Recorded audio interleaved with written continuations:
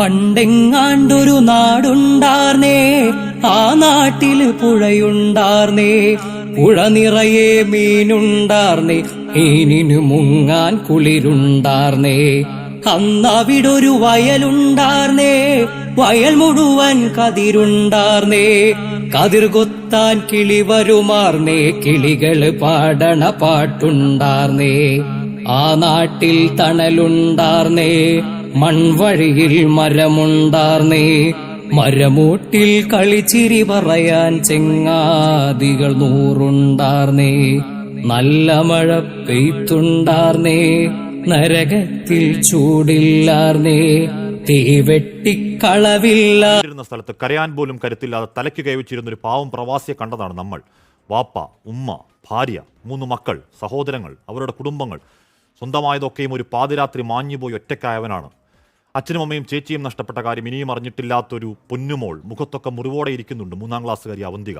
അസംഖ്യം അനാഥത്വങ്ങൾ, മേപ്പാടി പള്ളിക്കാട്ടിൽ എണ്ണിത്തട്ടപ്പെടുത്താനാവാത്ത പോലെ കബറുകൾ, ഇനിയും തീരാത്ത ഉദകക്രിയകൾ, ആ പുത്തുമലയിലെ ആരെന്നറിയാത്ത അനാഥ കുഴിമാടങ്ങൾ, കളിപ്പാവകൾക്കൊപ്പം ആ ചെളിക്കുണ്ടിൽ പൂണ്ടുപുതഞ്ഞു കിടന്നത് പാൽമണം മാറാത്ത ഓമനത്തം മാറാത്ത എത്രയെത്ര കുരുന്നു കുഞ്ഞുങ്ങളുടെ അനക്കമറ്റ ശരീരങ്ങളാണ്. പ്രിയപ്പെട്ടവർ നഷ്ടപ്പെട്ട വേദനയ്ക്ക് പരിഹാരമില്ലെങ്കിലും അനാഥമാക്കപ്പെട്ട ആ നാട് മറ്റൊരു കാര്യത്തിൽ കഷ്ടപ്പെടാതിരിക്കാൻ രാഷ്ട്രീയ ഭേദമില്ലാതെ, അപസ്വരങ്ങളില്ലാതെ ഇനിയുള്ള കാലത്തോളം ചേർത്ത് പിടിക്കാൻ നമ്മൾ കടപ്പെട്ടവരാണ്. സൈന്യവും അഗ്നിരക്ഷാസേനയും NDRF-ഉം സന്നദ്ധ സംഘടനകൾ, 100 കണക്കിനിറങ്ങിയ DYFI, youth brigade, white guard, youth Congress പ്രവർത്തകർ, SKSSF, SYS, SDPI, സേവാഭാരതി, പിന്നെയും അനേകം സംഘടനകൾ. ഉരുൾപൊട്ടലിനെയും ചെറുക്കാൻ പാകത്തിനൊരു ദുരന്തമുഖത്ത് ഭേദങ്ങളില്ലാത്ത നിങ്ങൾ കെട്ടിയൊരു യുവശക്തിയുടെ കോട്ടയുണ്ടല്ലോ, അത് നാളത്തെ ഈ നാടിൻ്റെ പ്രതീക്ഷയാണ്. പ്രിയപ്പെട്ട സഹോദരങ്ങളെ, ചേർത്ത് പിടിച്ച അഭിവാദ്യങ്ങൾ. നമ്മളൊരു പരാജയപ്പെട്ട ജനതയെയല്ല.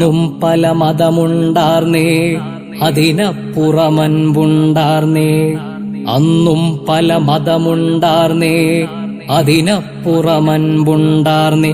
നിന്റെ പടച്ചോൻ എന്റെ പടച്ചോൻ എന്നുള്ളൊരു തല്ലില്ലാർന്നേ, നിന്റെ പടച്ചോൻ എന്റെ പടച്ചോൻ എന്നുള്ളൊരു തല്ലില്ലാർന്നേ. ആ നാടിനെ കണ്ടവരുണ്ടോ? എങ്ങോട്ടതു പോയി അറിവുണ്ടോ? ആ നാടു മരിച്ചേ പോയോ അതോ വെറുമൊരു കനവാർന്നോ?